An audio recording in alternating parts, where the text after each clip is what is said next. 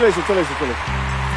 আমার আজকে ইন্টারভিউ ছিল সেক্টর 5 এ। দাদাগিরিতে দেবদাকে দেখার জন্য তার একজন বড় ফ্যান চাকরির ইন্টারভিউ ক্যান্সেল করে তাকে দেখতে এসেছে বড় ইন্টারভিউ পড়া করে নিয়ে আমি এখানে চলে এসেছি ডিরেক্ট। এবং সেই মেয়ে ফ্যানটা এতটাই আবেগপূর্ণ হয়ে গেছে, মেয়েটা কান্নাও করে দিয়েছে সে জায়গাতে।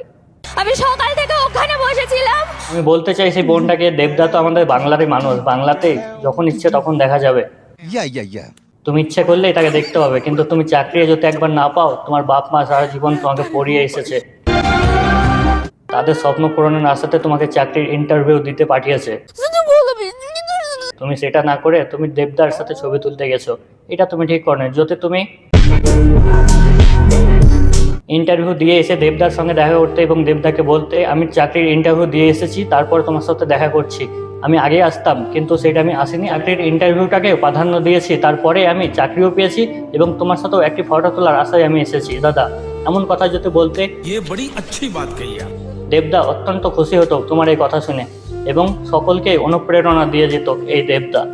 আমিও ছোট থেকে দেবদার অনেক বড় ফ্যান, তাই বোন তোমাকে বলছি আগে চাকরির ইন্টারভিউটা দিয়ে নিজের পায়ে খাড়া হয়ে দাঁড়াও, তারপরে তুমি মজা আয়া বাকি সব কাজ করো। আগে তোমার কেরিয়ার, তারপরে অন্য কিছুর দিকে নজর দাও। বাকি বোনদেরকেও বলবো তোমরা আগে নিজের পায়ে দাঁড়াও, তারপরে তোমরা সেলিব্রিটিকে সাপোর্ট করো, তারা অত্যন্ত খুশি হবে তোমার এই সাফল্য দেখে।